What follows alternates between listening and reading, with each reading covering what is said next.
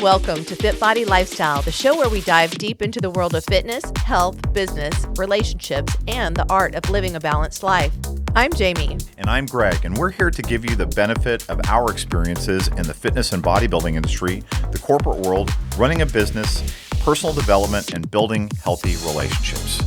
Whether you're sweating it out in the gym, hustling in your business, or seeking balance in your everyday life, you're in the right place. So lace up those sneakers and grab that water bottle, and let's get ready to transform our minds, our bodies, and our lives.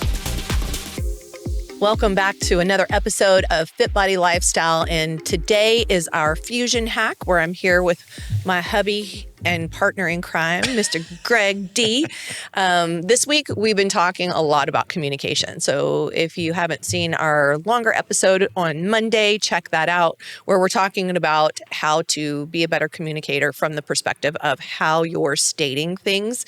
And now we're going to talk about the other side, because communication is a two-way street. So how do we become better listeners, and what's important when it comes to listening? And the first thing I'll tell you, we could probably make a full episode about being a better listener. And we may at some point. And it would be a lot of silence. Because really, that's one of the keys to being a better listener is and that's really the first tip along the way. Actually, that's not the first tip. You wanted to cover something else as the first tip.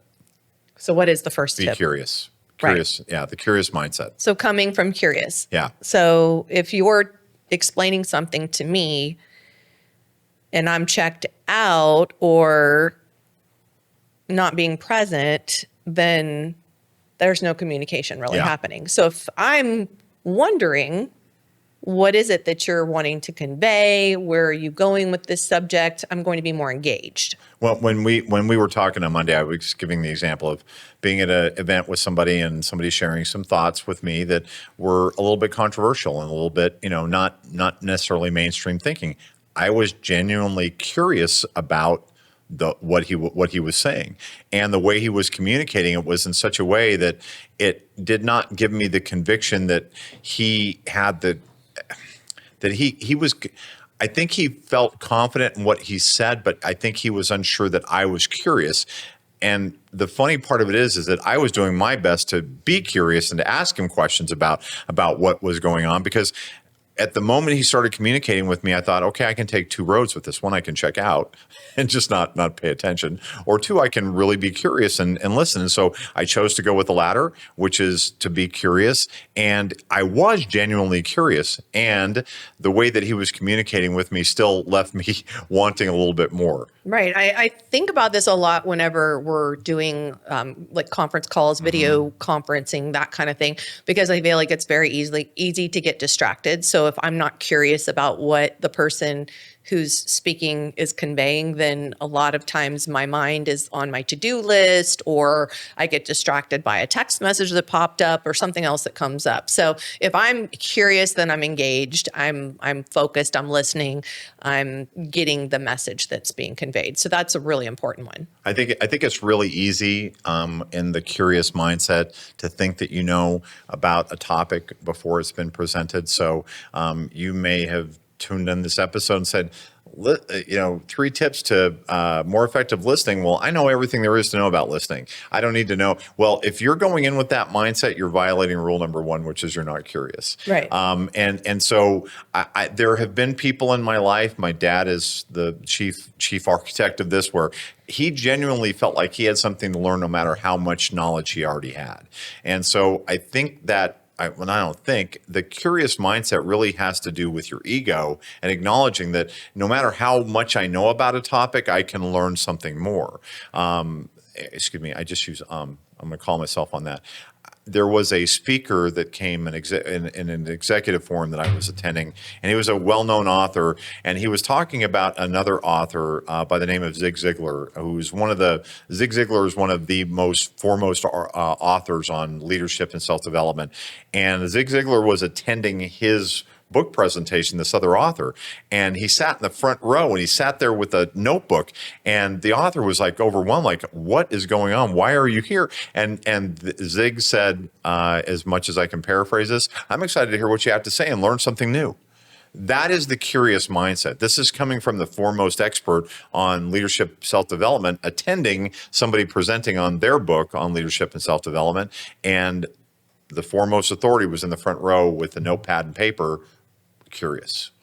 Interested in changing your life or stepping on stage? Join FitBody Fusion today. Experience the FitBody Fusion difference with tools, knowledge, and community support to reach your healthy and sustainable lifestyle.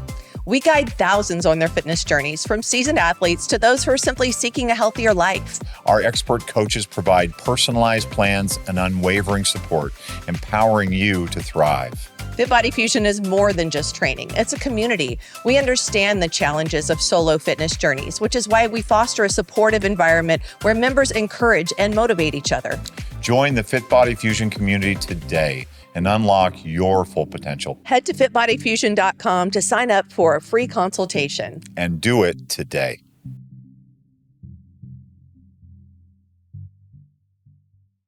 It's a great example. So our second tip is to let the person finish speaking fully. You think so? I was going to interrupt you, and I couldn't interrupt you. You yeah, failed. I was late. Yeah, I was late.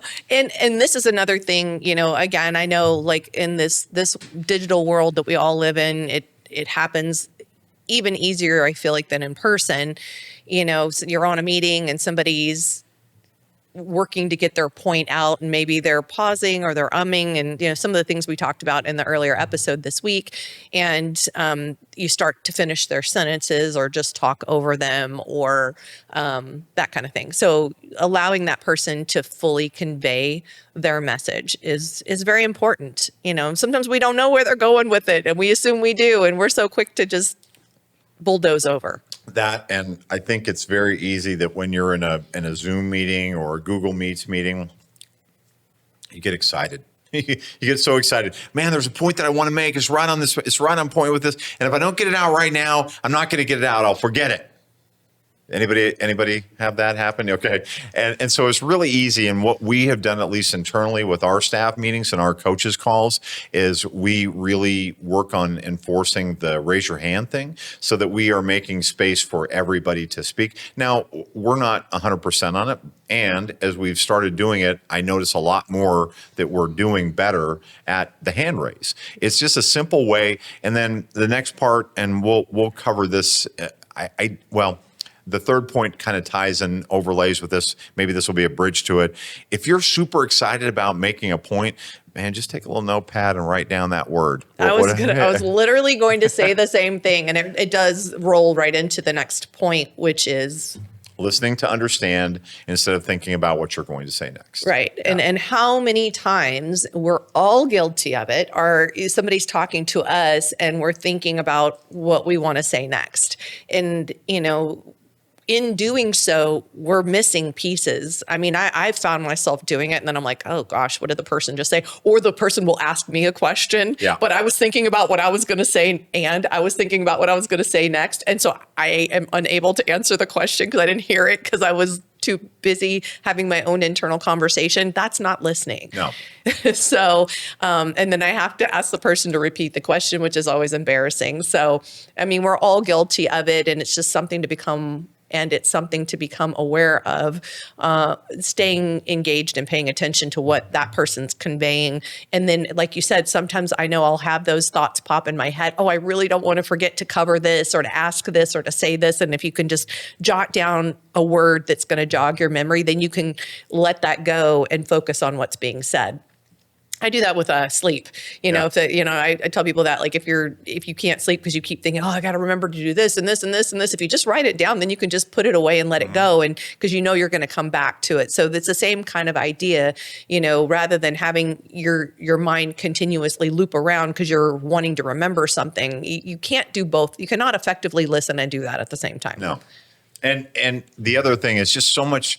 The other part that I want to encourage is that if you just write down that word, maybe the point that you're going to make is going to come out in something that's already being said, and the point that you can make can really build on that or take a different arm away from that, a different channel, versus if you just jump in and say that thing, A, it's rude, and B, give yourself a moment to pause. And again, it's stimulus and response. The stimulus is, I really want to say this right now.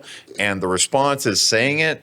If you can put a little bit of space in there and just give yourself a moment, okay, I'm just going to write down that word, raise quarterly profits, whatever, raise, training techniques, whatever the topic is that you're going to talk about or that you want to talk about, just write that down. You'll have a chance. Yeah.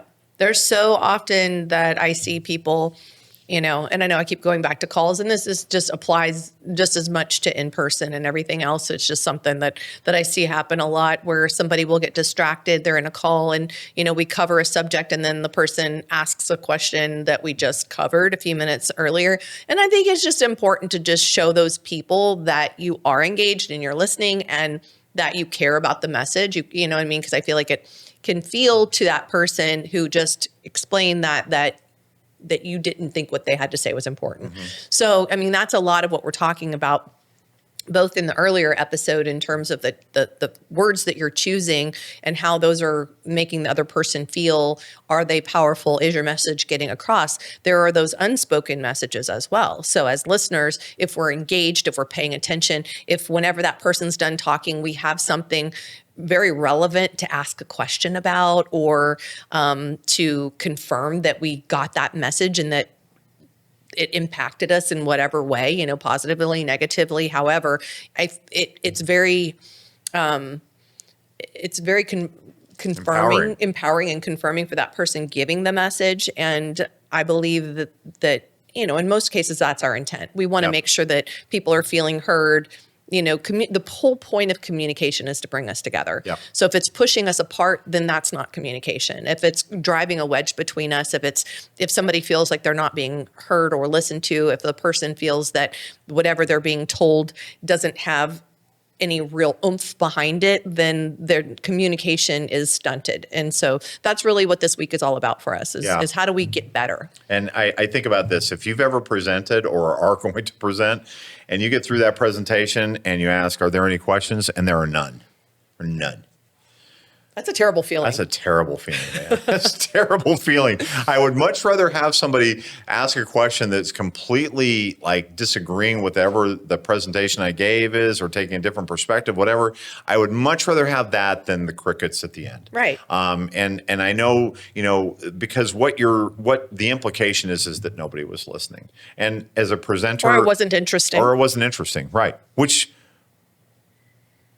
may be accurate, I guess, but we can't discount for the fact that could be accurate. And if we're talking about communicating for impact, this would be the other side of it, which is listening for impact. And part of listening for impact is to be genuinely curious and maybe ask that question at the end. Hey, when you said this, what did you mean by that? Or could you explain that a little bit further? Man, when you do that to a presenter, it just validates, oh my God, somebody was listening. Thank God. Yeah.